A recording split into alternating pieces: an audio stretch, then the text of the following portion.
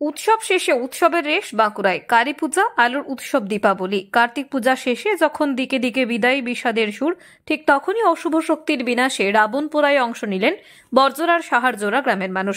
বৃহস্পতিবার সন্ধ্যায় সাহারজোড়া মা কালী সংঘের উদ্যোগে ও গ্রামবাসীদের সহযোগিতায় স্থানীয় মিলন সংঘ মাঠে রাবণ পোড়া ও আতশবাজি প্রদর্শনী দেখতে হাজির হয়েছিলেন অসংখ্য মানুষ। এদিন তৈরি করা হয়েছিল বিশালাকার রাবণের মুখোশ। মুখোশের মধ্যে ঠাসা ছিল রঙিন আতশবাজি, আর সেই আতশবাজিতে আগুন লাগানোর সঙ্গে সঙ্গেই পুড়ে ছাই দশাননের সর্বাঙ্গ, পুড়ে ছাই হয় 10টি মাথাও। গ্রামবাসী গৌতম মণ্ডল, চন্দন চট্টোপাধ্যায় বলেন, গ্রামে দেবী মহামায়ার অধিষ্ঠান, প্রতিমা তৈরির নিয়ম নেই, তাই দুর্গাপূজার বদলে আমরা কার্তিক পূজায় রাবণ পোড়া উৎসব পালন করি। রাবণকে অশুভ শক্তির প্রতীক হিসেবে মনে করা হয়, আর এই পোড়ানোর মাধ্যমে অশুভ শক্তির বিনাশের প্রার্থনায় জানানো হলো বলে তারা জানান।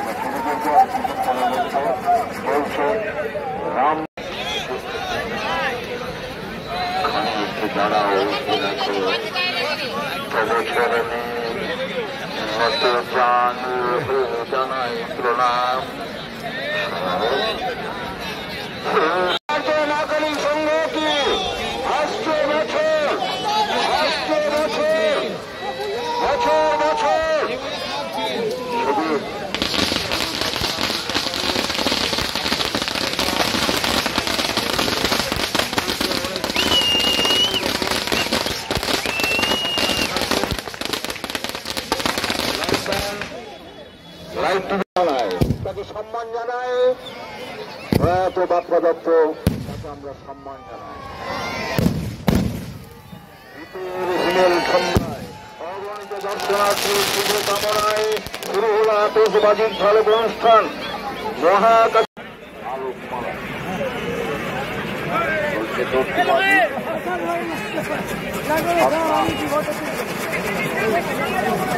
দর্শনারা সুন্দর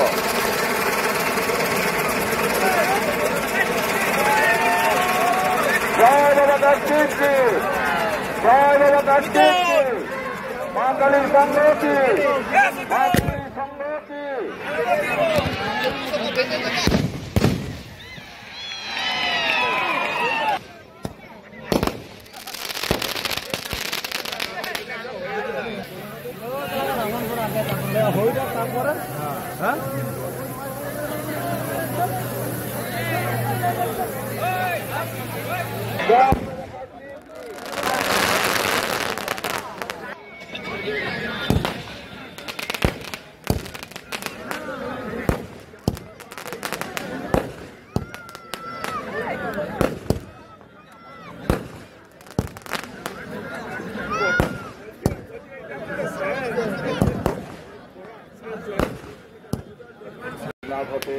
আমরা বিব্রত না হয়ে